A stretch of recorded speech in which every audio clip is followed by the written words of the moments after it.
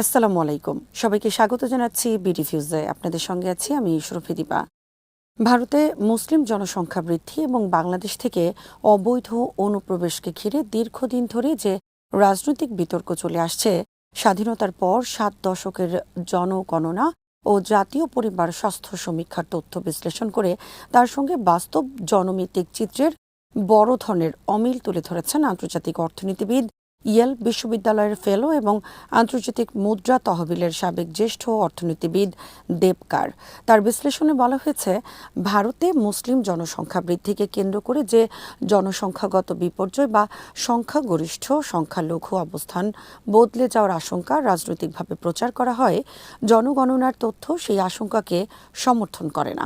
বরং ভারতের সামনে প্রকৃত জনমিতিক সংকট হল দ্রুত কমে আসা জন্মহার, জনসংখ্যার বার্ধক্য এবং আগামী কয়েক দশকে বিপুল সংখ্যক প্রবীণ নাগরিকের সামাজিক ও রাষ্ট্রীয় সহায়তার প্রয়োজন। দ্য অরের বিশ্লেষণ থেকে ওয়াহিদ ফারুকীর প্রতিবেদন।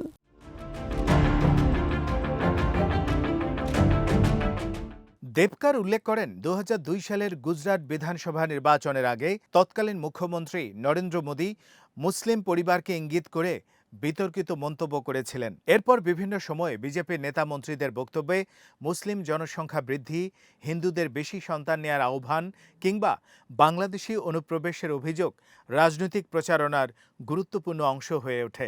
সর্বশেষ 2026 সালের পশ্চিমবঙ্গ বিধানসভা নির্বাচনের আগে বিজেপি দাবি করে বাংলাদেশ থেকে দীর্ঘদিন ধরে অবৈধ অনুপ্রবেশের কারণেই রাজ্যে মুসলিম জনসংখ্যা বেড়েছে। কিন্তু জনগণনার তথ্য বিশ্লেষণ করে দেবকার বলেন, এই দাবির পক্ষে পরিসংখ্যানগত কোনো শক্ত প্রমাণ পাওয়া যায় না।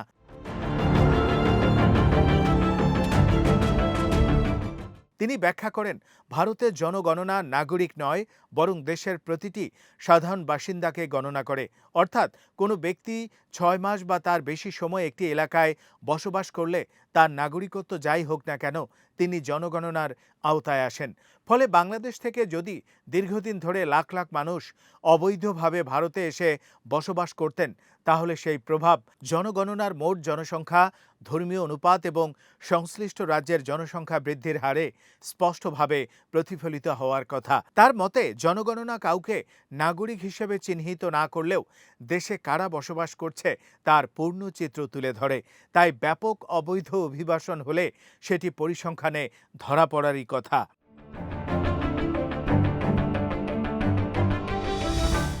বিশ্লেষণে দেখা যায়, 1991 সালে ভারতের মোট জনসংখ্যার 84.1% ছিল হিন্দু এবং 9.8% ছিল মুসলিম।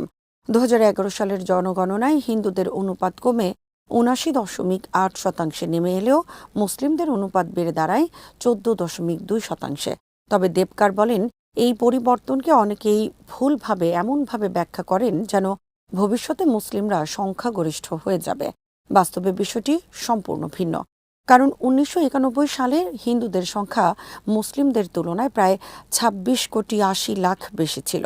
কিন্তু 2011 সালে সেই ব্যবধান বেড়ে প্রায় 79.80 কোটি পৌঁছায়। অর্থাৎ মুসলিমদের প্রবৃদ্ধির হার তুলনামূলক বেশি হলেও তাদের প্রাথমিক জনসংখ্যা অনেক ছোট হওয়ায় হিন্দুদের সঙ্গে ব্যবধান কমেনি, বরং আরও বেড়েছে। তার ভাষায়, সংখ্যায় অনেক ছোট একটি জনগোষ্ঠী কিছুটা বেশি হারে বাড়লেও বাস্তবসম্মত সময়সীমার মধ্যে সংখ্যাগরিষ্ঠ জনগোষ্ঠীকে অতিক্রম করতে পারে না।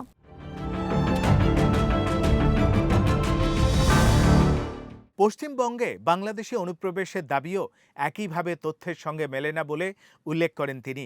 তার বিশ্লেষণ অনুযায়ী, যদি কয়েক দশক ধরে বাংলাদেশ থেকে ব্যাপক হারে মুসলিম অভিবাসন হয়ে থাকে, তাহলে পশ্চিমবঙ্গে মুসলিম জনসংখ্যার বৃদ্ধির হার ভারতের অন্য রাজ্যগুলোর তুলনায় উল্লেখযোগ্যভাবে বেশি হওয়ার কথা। কিন্তু 1951 থেকে 2011 সালে জনগণনা তথ্য বলছে, পশ্চিমবঙ্গে মুসলিম জনসংখ্যার বৃদ্ধির হার অন্যান্য অঞ্চলের মুসলিম জনসংখ্যার বৃদ্ধির হারের প্রায় সমান, এমনকি সামান্য কম। আরও গুরুত্বপূর্ণ বিষয় হল, 1951 সালে ভারতের মোট মুসলিম জনসংখ্যার 14.4% পশ্চিমবঙ্গে বসবাস করত এবং 2011 সালেও সেই অনুপাত ছিল 3%, অর্থাৎ 6 দশক ধরে পশ্চিমবঙ্গে ভারতের মোট মুসলিম জনসংখ্যার অংশ প্রায় অপরিবর্তিত থেকেছে। দেবকারের মতে যদি সত্যি কোটি কোটি বাংলাদেশি সেখানে স্থায়ীভাবে বসবাস করতেন তাহলে এই অনুপাত উল্লেখযোগ্যভাবে বেড়ে যাওয়ার কথা ছিল। জনগণনার তথ্য সেই ধরনের কোনো পরিবর্তনের ইঙ্গিত দেয় না।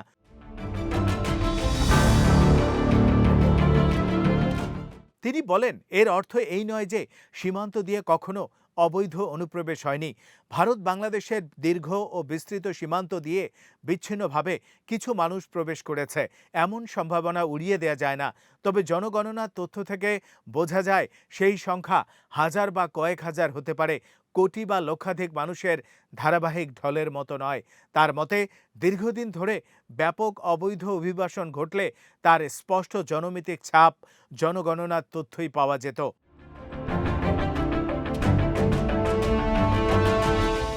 মুসলিম জনসংখ্যার অনুপাত কিছুটা বাড়ার পেছনে প্রকৃত কারণ হিসেবে দেবকার তুলে ধরেছেন জন্মহারের পার্থক্যকে। জাতীয় পরিবার স্বাস্থ্য সমীক্ষার তথ্য অনুযায়ী 1992-93 সালে মুসলিম নারীদের মোট প্রজনন হার ছিল প্রায় 4.4 সন্তান, যা 2019-21 সালে কমে দাঁড়িয়েছে 2.36-এ। একই সময়ে হিন্দু নারীদের প্রজনন হার 3.3 থেকে কমে 1.94 হয়েছে। ফলে দুই সম্প্রদায়ের মধ্যে সন্তান জন্মদানের ব্যবধান 1.1 থেকে কমে মাত্র 0.4-এ নেমে এসেছে। অর্থাৎ মুসলিমদের জন্মহার দ্রুত হ্রাস পাচ্ছে এবং হিন্দুদের জন্মহারের সঙ্গে পার্থক্য ক্রমেই কমে আসছে। জনগণনার তথ্যেও মুসলিম জনসংখ্যা বৃদ্ধির গতি আগের তুলনায় উল্লেখযোগ্যভাবে কমে যাওয়ার প্রমাণ পাওয়া যায়। ফলে ভবিষ্যতে ধর্মীয় জনসংখ্যার অনুপাতও ক্রমশ স্থিতিশীল হবে বলে তিনি মনে করেন।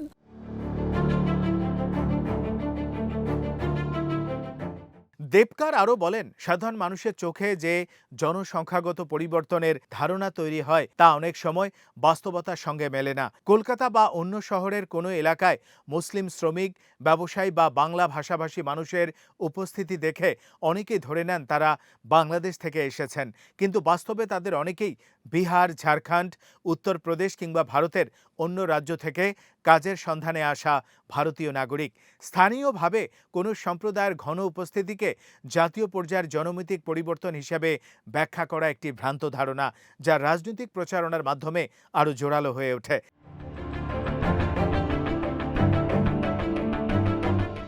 বিশ্লেষণের শেষ অংশে দেবকার সতর্ক করে বলেন, ভারতের সামনে প্রকৃত চ্যালেঞ্জ মুসলিম জনসংখ্যা বৃদ্ধি নয়, বরং দ্রুত বয়স্ক সমাজে পরিণত হওয়া।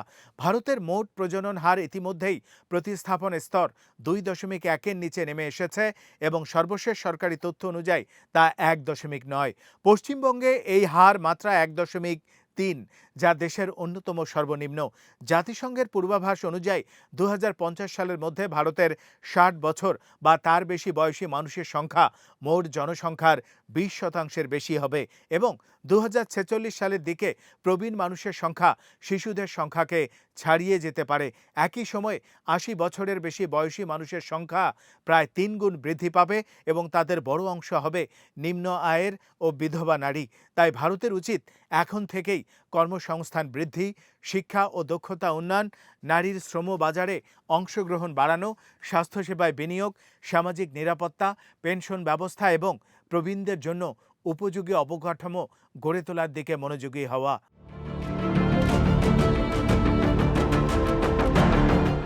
দেবকারের মতে 7 দশকের জনগণনা ও স্বাস্থ্য জরিপের তথ্য স্পষ্টভাবে দেখায় যে ভারতের ধর্মীয় জনসংখ্যায় কিছু পরিবর্তন ঘটলেও তা মূলত অতীতের জন্মহারের পার্থক্যের ফল এবং সেই ব্যবধান দ্রুত কমে আসছে। অন্যদিকে বাংলাদেশ থেকে ব্যাপক অবৈধ অনুপ্রবেশের যে রাজনৈতিক বয়ান প্রচার করা হয়, জনগণনার তথ্য তার পক্ষে বিশ্বাসযোগ্য কোনো প্রমাণ দেয় না। তার ভাষায়, কাল্পনিক অনুপ্রবেশকারীদের পেছনে রাজনৈতিক শক্তি ব্যয় করে নির্বাচন জেতা সম্ভব হতে পারে, কিন্তু দ্রুত বার্ধক্যের দিকে এগিয়ে যাওয়া একটি দেশের প্রকৃত জনমিতিক সংকট এভাবে সমাধান করা সম্ভব নয়। আজ এখানেই শেষ করছি। সবাই ভালো থাকুন, সুস্থ থাকুন আর দেখতে থাকুন বিডিভিউজ। চ্যানেলটি ভালো লাগলে সাবস্ক্রাইব করুন, সংযুক্ত থাকুন আমাদের ফেসবুক পেজে। আল্লাহ হাফেজ।